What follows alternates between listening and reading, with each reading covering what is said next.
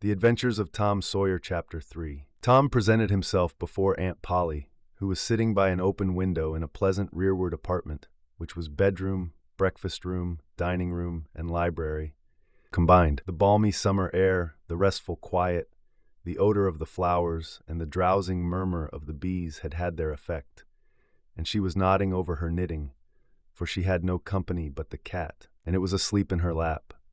Her spectacles were propped up on her gray head for safety. She had thought that of course Tom had deserted long ago, and she wondered at seeing him place himself in her power again in this intrepid way. He said, "Mayn't I go and play now, Aunt?"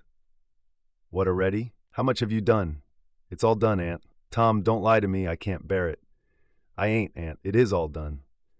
Aunt Polly placed small trust in such evidence. She went out to see for herself, and she would have been content to find 20% of Tom's statement true.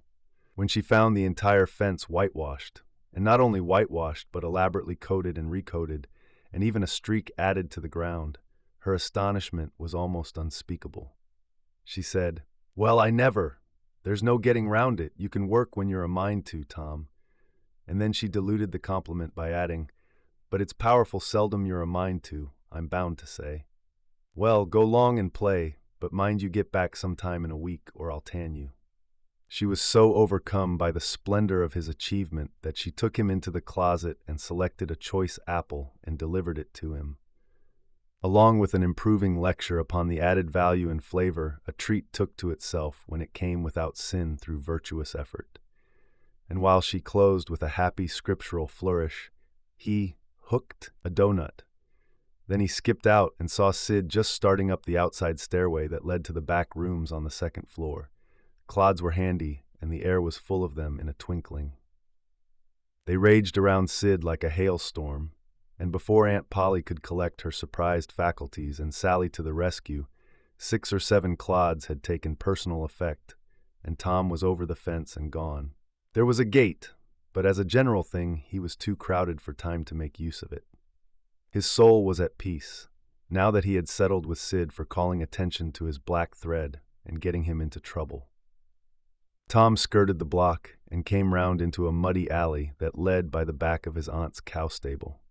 He presently got safely beyond the reach of capture and punishment and hastened toward the public square of the village, where 2 military companies of boys had met for conflict, according to previous appointment. Tom was general of one of these armies, Joe Harper, a bosom friend, general of the other. These 2 great commanders did not condescend to fight in person, that being better suited to the still smaller fry, but sat together on an eminence and conducted the field operations by orders delivered through aides-de-camp. Tom's army won a great victory after a long and hard-fought battle. Then the dead were counted, prisoners exchanged, the terms of the next disagreement agreed upon, and the day for the necessary battle appointed. After which the armies fell into line and marched away, and Tom turned homeward alone. As he was passing by the house where Jeff Thatcher lived, he saw a new girl in the garden, a lovely little blue-eyed creature with yellow hair plaited into 2 long tails, white summer frock and embroidered panelettes. The fresh-crowned hero fell without firing a shot. A certain Amy Lawrence vanished out of his heart and left not even a memory of herself behind. He had thought he loved her to distraction. He had regarded his passion as adoration, and behold, it was only a poor little evanescent partiality. He had been months winning her. She had confessed hardly a week ago. He had been the happiest and the proudest boy in the world, only 7 short days. And here in one instant of time she had gone out of his heart like a casual stranger whose visit is done. He worshipped this new angel with furtive eye, till he saw that she had discovered him. Then he pretended he did not know she was present, and began to show off, in all sorts of absurd, boyish ways, in order to win her admiration. He kept up this grotesque foolishness for some time, but by and by, while he was in the midst of some dangerous gymnastic performances, he glanced aside and saw that the little girl was wending her way toward the house. Tom came up to the fence and leaned on it, grieving, and hoping she would tarry yet a while longer. She halted a moment on the steps and then moved toward the door. Tom heaved a great sigh as she put her foot on the threshold, but his face lit up right away, for she tossed a pansy over the fence a moment before she disappeared.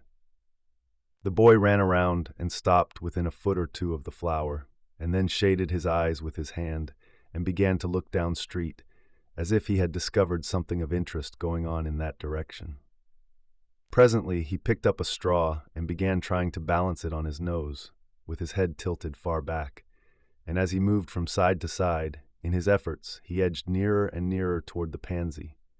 Finally his bare foot rested upon it, his pliant toes closed upon it, and he hopped away with the treasure and disappeared round the corner. But only for a minute, only while he could button the flower inside his jacket, next his heart, or next his stomach, possibly, for he was not much posted in anatomy, and not hypercritical anyway. He returned now and hung about the fence till nightfall, showing off, as before. But the girl never exhibited herself again, though Tom comforted himself a little with the hope that she had been near some window, meantime, and been aware of his attentions. Finally he strode home reluctantly, with his poor head full of visions. All through supper his spirits were so high that his aunt wondered what had got into the child. He took a good scolding about clotting Sid, and did not seem to mind it in the least. He tried to steal sugar under his aunt's very nose, and got his knuckles rapped for it. He said, "Aunt, you don't whack Sid when he takes it." "Well, Sid don't torment a body the way you do. You'd be always into that sugar if I weren't watching you."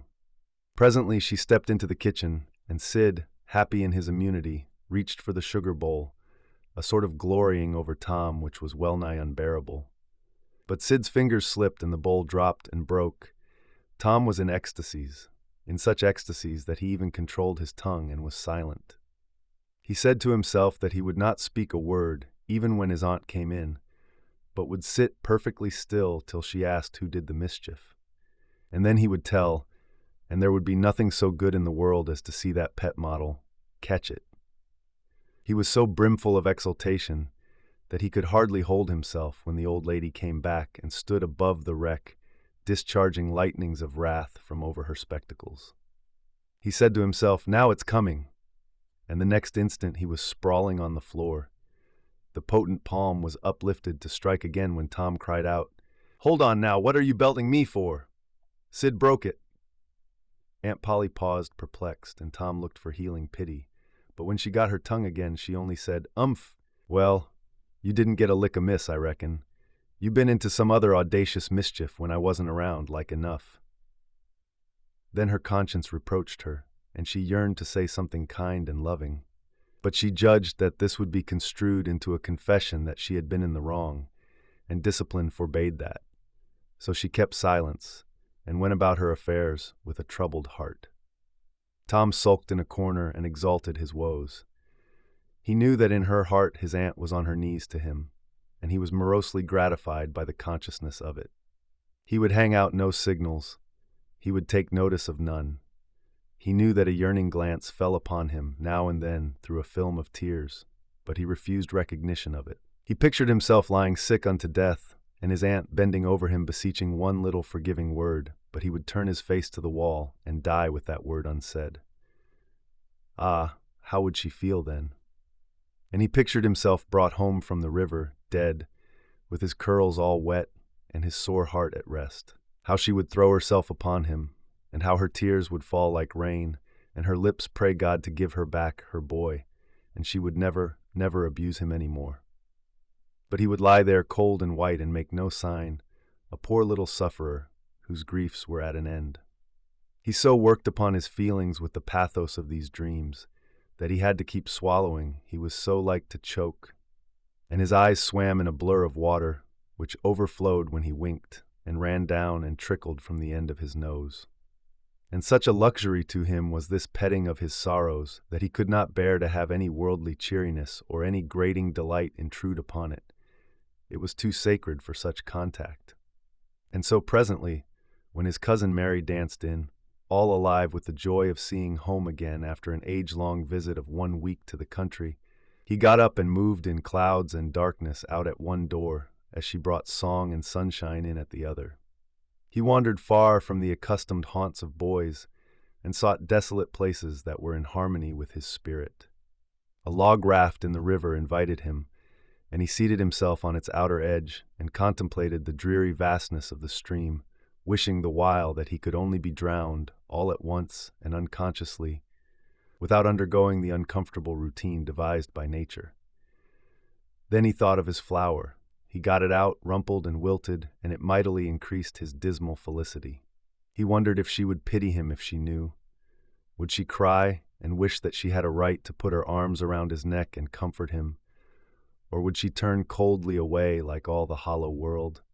This picture brought such an agony of pleasurable suffering that he worked it over and over again in his mind and set it up in new and varied lights, till he wore it threadbare.